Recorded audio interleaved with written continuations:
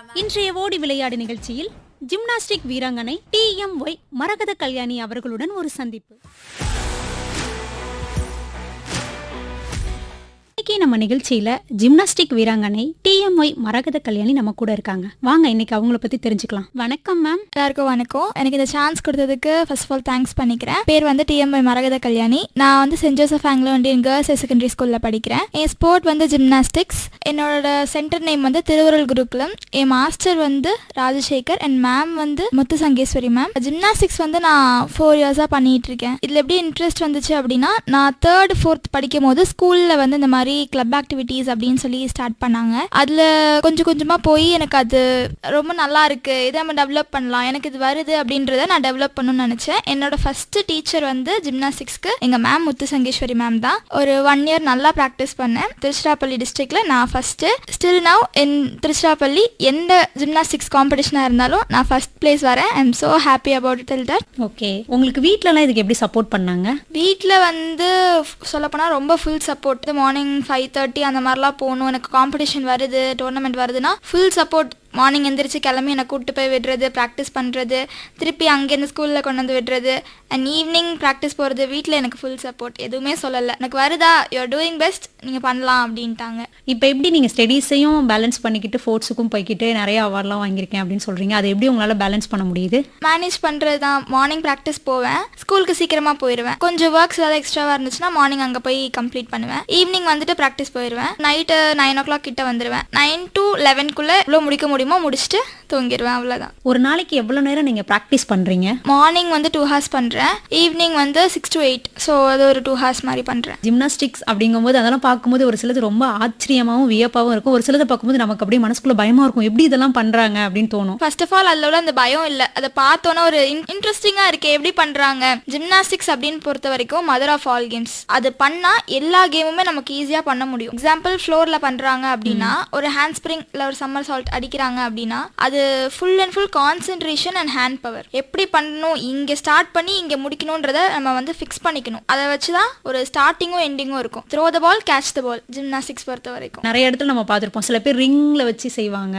அந்த மாதிரிலாம் நீங்க பண்ணிருக்கீங்களா? அது பண்ணும்போது உங்களுக்கு அனுபவம் எப்படி இருந்துச்சு? எங்க ஸ்கூல் ஸ்போர்ட்ஸ் டேல வந்து அந்த ஈவெண்ட் நான் அட்டெண்ட் பண்ணிருக்கேன். அது வந்து ஒரு த்ரில்லிங் அண்ட் அட்வென்ச்சரஸா இருக்கும். மேல போய் ஒரு இது பண்றோம், ஒரு ஆர்ச் மாதிரி இல்லை ஏதாவது ஒன்று பண்றோம் அப்படின்றது வந்து நல்ல த்ரில்லிங்கா இருக்கும்னு சொல்லலாம். என்னை பொறுத்த வரைக்கும் அது ரொம்ப ஜாலியான ஒரு விஷயம். வெளியில இருந்து பார்க்கும் போது ரொம்ப இதா இருக்கே அப்படின்னு இருக்கும், ஆனா நான் பண்ணும் போது எனக்கு அது ரொம்ப ஒரு நல்லா இருக்கு, த்ரில்லிங்கா இருக்கு, அவ்வளவுதான். எப்படின்னா ஸ்டார்டிங் யோசிச்சேன், எப்படா ஏறுறது எப்படா இறங்குறது ஒன்றும் புரியல அப்படின்னு. எல்லாமே கான்சென்ட்ரேஷன் அண்ட் ஹேண்ட் பவர் தான். எப்படி ஸ்டார்ட் பண்றோமோ அதே மாதிரி நம்ம ஃபினிஷ் பண்ணிட்டோம்னா நமக்கு எந்த இன்ஜுரி எதுவுமே வராது. ஜிம்னாஸ்டிக்ஸ்ல என்ன மாதிரியான ஈவெண்ட்ஸ்லாம் இருக்கு? கேர்ள்ஸ்க்கு வந்து ஃப்ளோர், பீம், அன்இவன் பார், டேபிள் வால்ட் அந்த மாதிரி 4 ஈவெண்ட்ஸ் இருக்கு. ஃப்ளோர் அப்படின்னா நம்ம மேட்ல கீழே தரையில பண்ணக்கூடிய ஒரு ஈவெண்ட். அதுல வந்து லைக் சம்மர் சால்ட் என்னென்ன எக்ஸ்ட்ரானரியா பண்ணலாமோ எல்லாமே நம்ம ஃப்ளோர்ல பண்ணலாம். ஒரே டைம்ல 4 ஈவெண்ட் பண்ணி முடிக்கிறதுலாம் வந்து ரொம்ப ஒரு அற்புதமான விஷயம்னு சொல்லலாம். என்னை பொறுத்த வரைக்கும் பார்க்கும் போதே அப்படி ரொம்ப இதா இருக்கும், செம்மையா பண்றாங்கடா,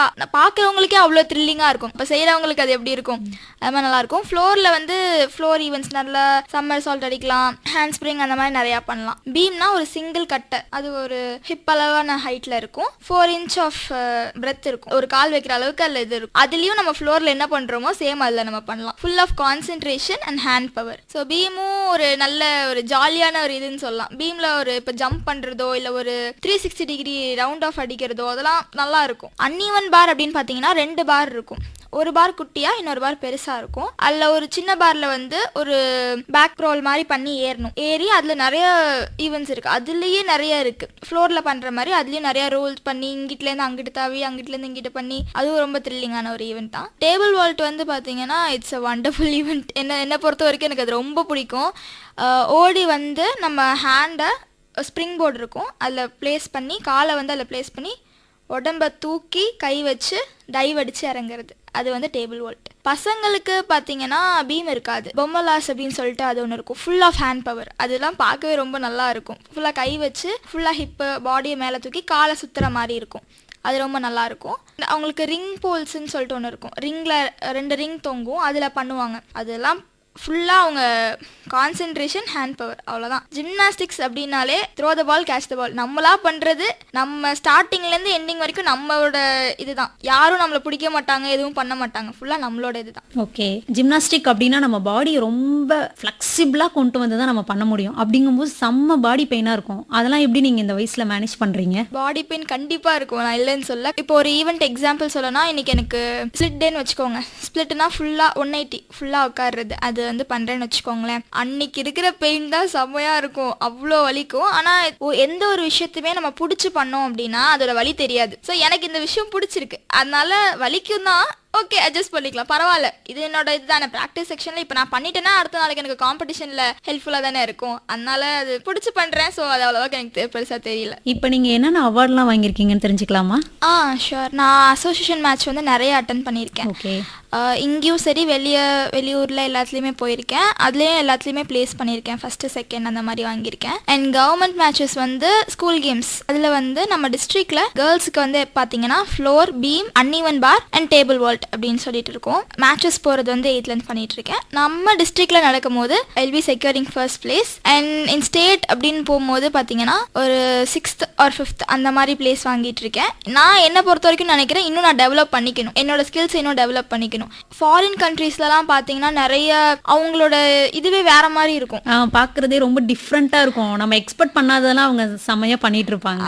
அவங்களோட அந்த ஸ்டைல்ஸு, அந்த பண்ணுற விதம் எல்லாமே டோட்டல் டிஃப்ரெண்ட்டாக இருக்கும். ஸோ அதே மாதிரி முறைகள் நம்ம நாட்டுக்கும் வரணும், நம்மளும் அந்த மாதிரி பண்ணணும், அவங்களுக்கு ஈக்குவலாக நம்மளும் பண்ணணுன்றது என்னோட மிகப்பெரிய ஆசை. சரி, நீங்கள் இப்போ காம்படிஷனுக்கு இப்போ நம்ம ஊரை விட்டுட்டு வெளியூர்லாம் போயிருப்பீங்க. ஸோ அங்கே வர பிளேயர்ஸ்லாம் பார்க்கும்போது உங்களுக்கு எப்படி தோணும்? நீங்கள் ஃபஸ்ட்டு போகும்போது எப்படி ஃபீல் ஆனிச்சு? ஃபஸ்ட்டு போன காம்படிஷன் வந்து பார்த்தீங்கன்னா ஸ்டேட் தருமபுரி. டிஸ்ட்ரிக்ட்குள்ளே பண்ணும்போது பெருசாக தெரியல, ஏன்னா எங்கள் கோச் இருந்தாங்க, பிடி டீச்சர்ஸ் இருந்தாங்க, எல்லாருமே இருந்தாங்க. அது பெருசாக எனக்கு அந்த பயம்லாம் எதுவுமே தெரியல. பேரண்ட்ஸும் இருந்தாங்க. நம்ம ஊரை விட்டு வெளியே போகிறோம், அதுவும் ஜாலியாக தான் இருந்துச்சு. காம்படிஷன்னா எனக்கு வந்து நம்ம டிஸ்ட்ரிக்ட் ஜெயிக்கணும், இந்த இடத்த விட்டு வெளியே போகிறோம், ஜாலியாக இருக்கும், போகிறதுலாம் நல்லாயிருக்கும். அங்கே போயிட்டு மேட் அந்த நாள் எனக்கு ஃபஸ்ட்டு காம்படிஷன் அன்னைக்கு அங்கே உள்ளே இறங்குறேன். எனக்கு ஒரு மாதிரி இடடா இது ஒன்றும் புரியலையே, ஒரு மாதிரி டிஃப்ரெண்ட்டான ஃபீலிங். எல்லாமே டிஃப்ரெண்ட்டாக இருந்துச்சு. அந்த காஸ்டியூம்லேருந்து நம்ம ஹேர் ஸ்டைல் பண்ணுறது எல்லாமே.